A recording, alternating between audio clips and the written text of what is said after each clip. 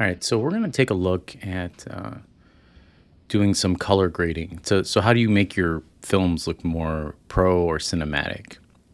And so what we're going to do is I'm going to make a new project. Now you guys have already created PSAs, so I'm just going to select a couple of these, some footage here. I'm going to hit create, and then I'll just hit replace. I guess I have some dummy thing on my timeline. So now you can see I've got these two shots, these kids playing soccer, and then sort of worldview. I'm actually going to put this back here and then line this up here. Just kind of snap them. So it's like maybe it's this opening shot and then it shows the kids playing soccer. Now, what you're probably looking at essentials, which is like this generic general layout, and this is like for editing and stuff. If you click this little drop down here, you can go to color.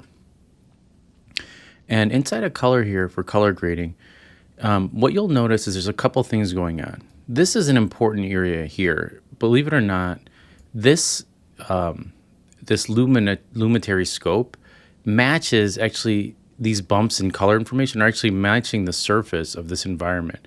Or you'll notice as this kid's moving, it'll actually you'll these waveforms actually match the positioning of all these different elements. So let's talk about like the stock footage they provide us. It's pretty washed out. It doesn't look very cinematic. I mean, the shots are beautiful, and I mean, they did a great job cinematically capturing all this stuff. So, what is some of the first things you want to do when you're color grading or trying to make something look cinematic? Well, the first thing you want to do is you want your shadows or you want to go to basic corrections. You want to look at this section here, which is light, and you want to get rid of the washed out look of the light. So you're going to take your blacks and you're going to move them as close to zero, but you don't want to go beyond zero. So I'm going a little bit beyond zero here, and that's okay at first. And then same thing with your whites. You're going to go the opposite direction. Now, notice the blacks affect the bottom and the whites affect the top. So same thing as before. I'm going to take my whites all the way up. It's starting to spill into the 100 range, right? And we only want to go just enough where I'm starting to see it touch. And then for your shadow information, you want to take your shadows till the inner part is almost to like your blacks start to feel more, start to feel a little bit deeper. And that's what your shadow information here. Now, what you'll notice here is like there's this highlight channel. This deals with any of the highlights that sit across the surface, like these kids' skin or the water. Now, what we want to do too is we want to neutralize the white balance of the scene. So the way you do that is you can do that by adjusting these. But inside of Premiere, there's this auto white balance little eyedropper, and you want to look for something that's white in your environment or your scene. So I'm going to go ahead and sample the water here. When I click on that, what it's doing is it's taking all the color information and it's sort of overlapping or neutralizing the red, greens, and blues. Now, let's say you don't like this. You can actually make the image warmer or cooler by taking the temperature more into the warm area. Notice it's getting orange, or the cool area, and then it gives it that feeling that it's a little more cool. So it's kind of up to your discretion.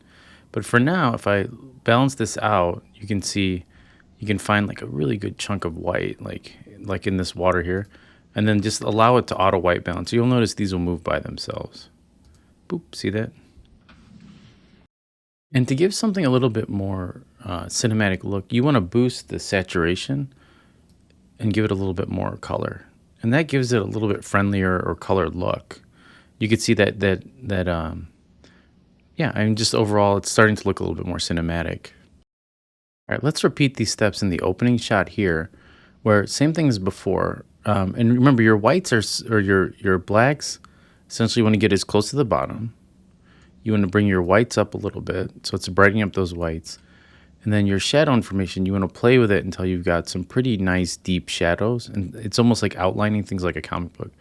And remember, your highlights are your overall, your center color temperature, color information. So if we go all the way left, it looks muddy, but you can brighten up your scenes this way.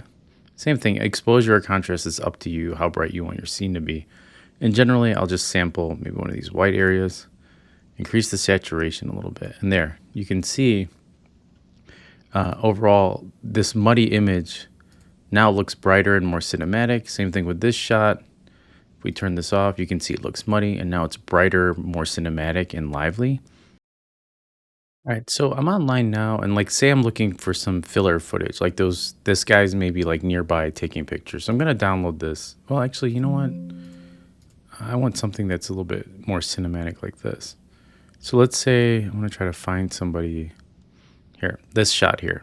So I'm going to download this shot and I'll throw it on my desktop and let's drag this in here for footage. Now notice this doesn't have any effects work, right? And then when we get here, it's got, let's fit this scale to frame size. There we go. Okay, so we have this. And again, it's not matching. Like you can totally see that these two are color corrected. They look great. So what you can do is you can hit Control C and then go on top of this one, right click. And then what you can do is you can click Paste Attributes. And you want to make sure that effects is on, and that's Lumiere color correction. And you're going to hit OK. And now when you go to this shot, you can see that it has the same color information. Now, say we want to compare that to this shot to make sure that it's not too bright or her skin isn't too off. So how do we match these two images? Well, we can go to the color wheels and match panel, and we can hit comparison view. And the two views, let's see, we'll select this and this. Oops.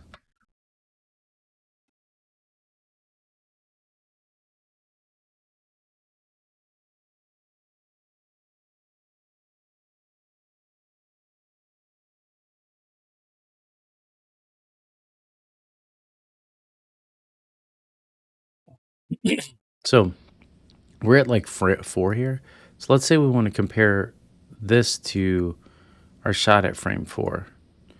And so when we select this, you can actually hit apply match and it'll also do a pretty good job of applying that. And you can see that now the colors are sort of are more in sync. You can also like play with brightening up or letting it down or lightening it here with your midtones, shadows, and highlights, depending on how you want to compare those two shots. So it's kind of a nice way of checking your color correction as well. So there's a couple things. If you want to disable this now, you can just uncheck it here. If you want to bring it back, you can just click on that. So let's say that we want to play with this green, just the green color here. Well, we have this HSL secondary here. And what you can do is you can select a specific color like this green, right?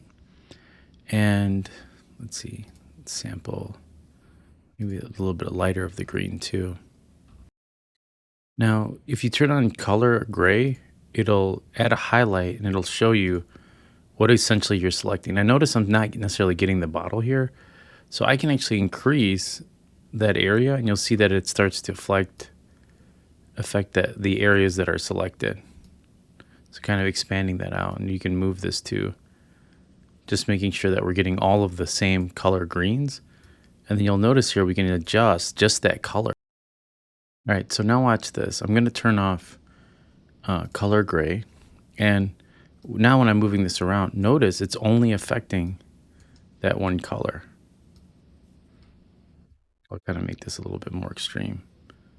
So you can see we're now affecting the brightness or the color temperature of just that area. We might have to expand it a little bit more. We got some pink going on in the hair. But what's really neat is watch this. As I go through, it remembers those features. Ooh, I went a little bit too far. And then you could always kind of pull it back a little bit. So anything you can kind of almost color correct. I guess she has some green in her hair too.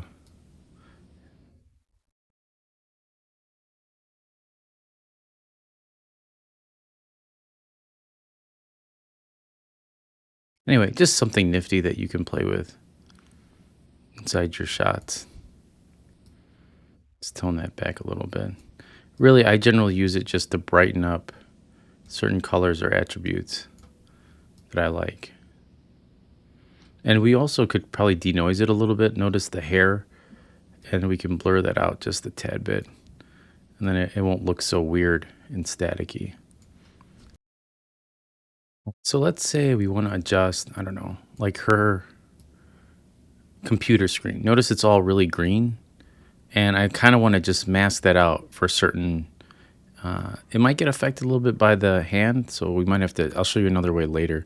But anyway, you go to effects here, and then you'll see Lumetri presets here.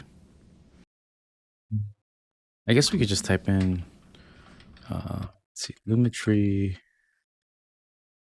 space color effects. Here we go, Lumetri color. And I could just grab this and drop it on this control panel here. And what you'll notice actually is, here, let me shrink that for a second. You'll see there's a Lumetri color here, and there's also a Lumetri color there. So this is the one that we adjusted to brighten it up. If we go down here, we can go to the other Lumetri color, or you can do add Lumetri color effect. You'll notice you have a third one. And what we can do is we can add a mask just to that computer. See, let's go to window, and where are my effects? So we have luminar color here, and let's see.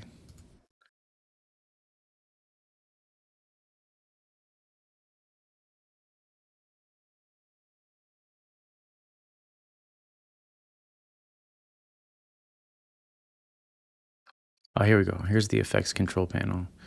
And you can see Lumetri color here, and there's this little circle here. Here's the first one that we added, that added the gold. This one isn't really doing anything. This one, remember we added two, so I could probably delete that or cut it.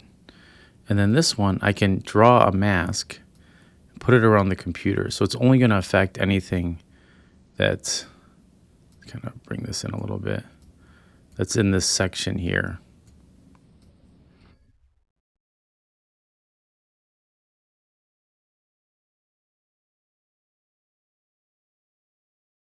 So that's on that secondary effect. We can kind of animate this so that it matches the laptop. So I'm going to move this back here and at the start of this shot, and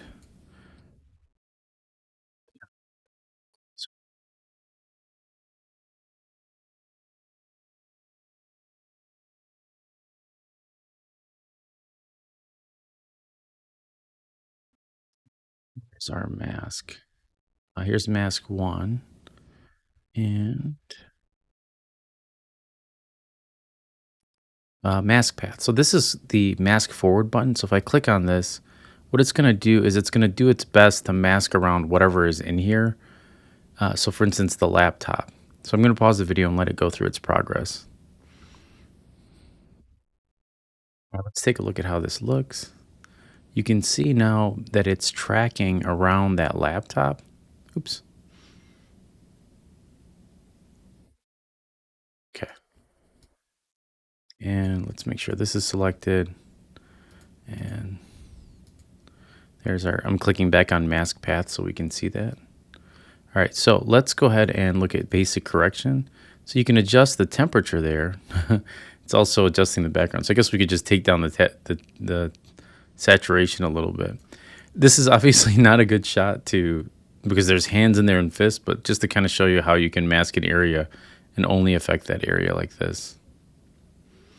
I think that's enough because it's a lot to play with, especially for this week. Just those simple things I showed you for color correction. We can get deeper in this, and this is an actual full job too. So